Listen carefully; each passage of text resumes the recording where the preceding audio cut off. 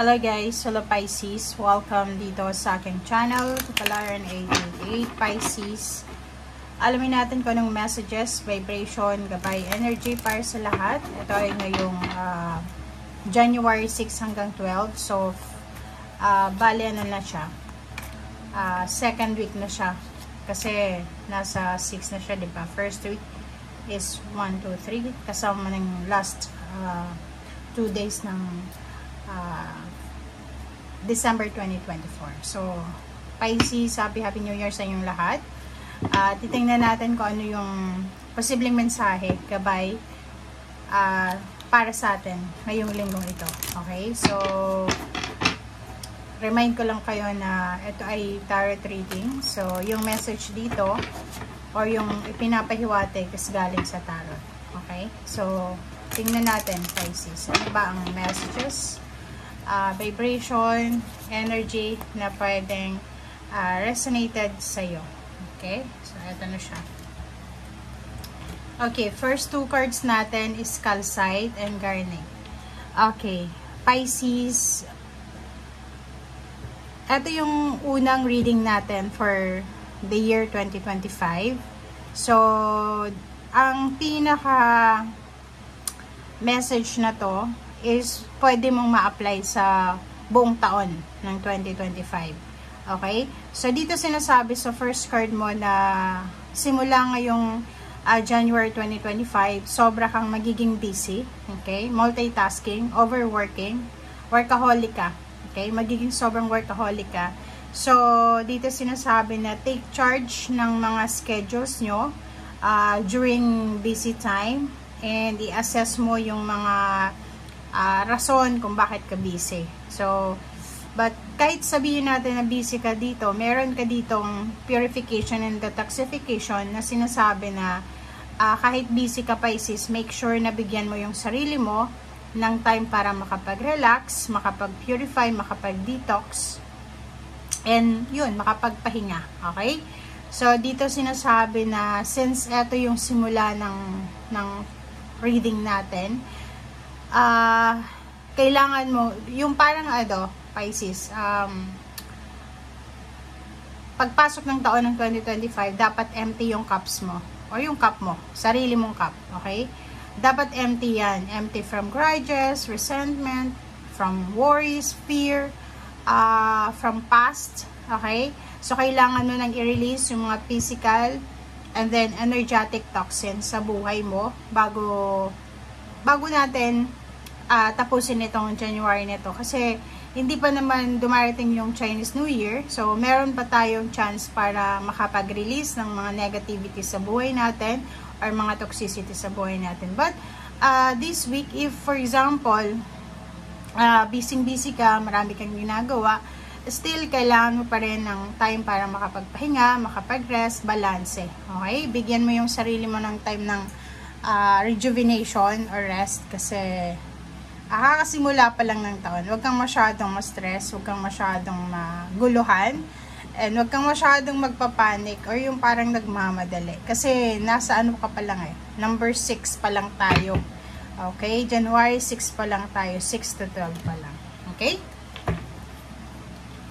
Okay. Kumuha tayo dito, Pisces, sa second deck natin ng isang baraha. Okay, grief. Okay. So, yung grief na to is sinasabi na tears are what happen when the ice in the heart melts. So, dito nga sinasabi na if ever lang yung mga nakaraang taon sa'yo or nakaraang buwan ay hindi masyadong maganda emotional, physical, mental, psychological, financial. Siguro marami kang pinagdaanan na hindi maganda, marami kang kalungkutan na kailangan ng iwaksi, parang gano'n. So, dito, it's time to move on. It's time to release. It's time to release your grief. Move on. Kailangan mo nang magsimula. Okay? So, yun, Pisces, ang sinasabi ng baraha. Kung marami kang disappointment sa buhay, sinasabi ng baraha niya na okay lang, tapos na yun, oras na para makapagsimula ulit. And isipin mo na hindi masama yung new beginnings kasi minsan yung iba nag-stay lang sila sa isang sitwasyon, sa isang relationship, sa isang bagay, sa isang trabaho, sa isang negosyo, kasi ayaw nilang magsimula. But dito sinasabi na gamitin mo yung taong ito. Etong taong kasing ito is recovery to eh. 'Di ba? Correction siya. Parang maraming i-correct ang taong ito sa buhay mo. So, kailangan mong i-welcome yung transformation, yung alchemy na to. Okay? Okay, 7 of Wands. Yun. So, yung 7 of Wands na to is defense. Sinasabi sa'yo dito ng barahan na may iba sa inyo dito, Pisces, na talagang decided, motivated, determinado kayo na tuparin lahat ng mga bagay-bagay sa mundo or mga pangarap nyo sa buhay na hindi nyo natupad sa 2024. Meron ditong 7 of Wands kasi parang ano to eh, defensive ka. Kailangan mong depensahan. Like, for example, yung teritoryo mo, yung kayamanan mo, yung relationship mo, yung career mo, or kung ano pa man, kailangan mong depensahan. Okay? So, dito nakikita natin yung rason kung bakit ka workaholic. Siguro workaholic ka kasi kailangan mong i-secure yung iyong career or yung iyong financial source or sources. Diba? So, Queen of Coins, nakikita ko sa'yo dito na itong pagiging 7 of Wands mo, pagiging workaholic mo is magdadala to sa'yo ng financial success and financial gains. And sinasabi na nasa right direction ka. But at the same time, kahit sabihin natin, for example, ang dami mong pera, marami kang sources ng income, may work ka, may business, may ipon, still kailangan mo, huwag kang huwag kang panatag, okay? Tama tong energy na to na kailangan mong magtrabaho, kailangan mong mag-multitask, okay? So, Queen of Coins and 7 of Wands, sinasabi sir dito na if ever may pera ka, start to save money, more money pa. And if ever na wala kang pera, simulan mo na yung diskarte para makaipon ka ng pera. And etong dalawang to, sinasabi na if ever may hawak kang pera ngayon or mahahawakan ka pa lang na pera, make sure na i-secure mo siya. Okay? Wag mong gagastusin sa mga walang kwentang bagay kasi yun yung message na to eh. Kailangan na i-secure mo siya. Kailangan mong i-safety yung finances na yan. Okay? Okay, 5 of Cups. 5 of Cups in terms of relationship. Nakikita ko sa'yo dito meron kang kapamilya, kaibigan, kakilala na posibleng naghihintay sa'yo sa update mo or sa kung ano man na balita galing sa'yo. Okay, next is Wheel of Fortune. Wow! So, the Wheel of Fortune is here, Pisces. So, sinasabi sa inyo dito ng barahan nyo na eto na yung talagang simula ng pag-ikot. So, kasabay ng pag-ikot ng taon, kasabay ng pag-ikot ng mundo, ay iikot din yung takbo ng buhay mo. So, in terms of money, in terms of emotion, relationship, or anything, may magbabago talaga sa buhay mo. So, brace yourself, ihanda mo yung sarili mo dahil eto na talaga. Okay? Aarangkada na kung ano man naaarangkada na yan sa buhay mo. And Knight of Wands, nakikita ko yung excitement, yung drive, yung excitement, yung kilig na kilig or confidence nakikita ko sa'yo. So, kung looking for relationship ka, pwedeng may bagong relationship na darating. If you're looking for friendship, collaboration, partnership, possible siya na dumating. And at the same time, meron din tayo ditong mararamdaman na excitement para sa pag-ikot ng Wheel of Fortune na to. So, excited ka para sa kung ano yung mangyayari sa'yo this year of 2025. Okay, so Ace of Wands, ayun.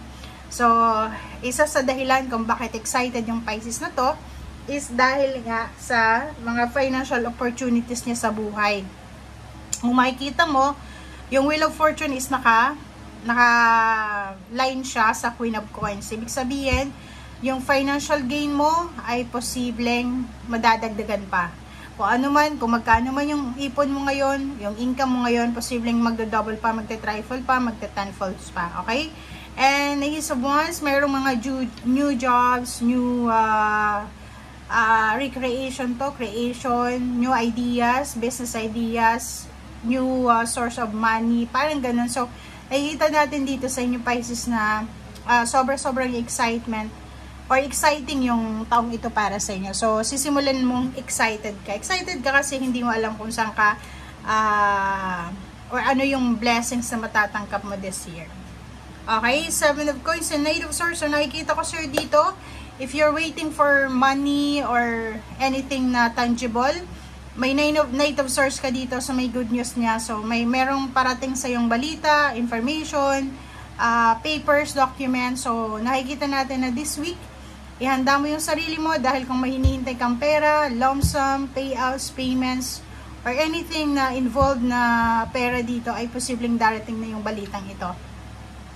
And last card natin is 3 of Wands. So, pwedeng partnership to, business partnership. So, sinasabi sir dito na if you're waiting for approval or anything na may parang partnership collaboration, possible ito. Okay? Parating na siya. On the way na siya. Papunta na sa iyo. Okay? 3 of Wands. Okay guys. So, sa ilalim niya, kung makikita mo justice, kunin natin to. Kasi similar lang naman siya sa 3 of Wands. So, sinasabi sa'yo dito, Pisces, na excited yung iba sa inyo para sa new business na sisimulan nila, sa new creation, pwedeng new hobbies, new healthy regimens, or anything na bago. Contract signing, good karma, parang gano'n. So, nakikita natin yung renewal of contract, paperwork, documents, partnership siya. So, kung bago ka sa business, hindi ka naman business person, posibleng may business ka na gustong simulan, itayo, or i-launch this year. And ngayon ay nagsisimula kang magsaliksik or mag-research tungkol dyan. Okay? So, thank you guys for watching. Ito ay para sa lahat ng Pisces. Good karma is coming, Pisces. Okay? Bye!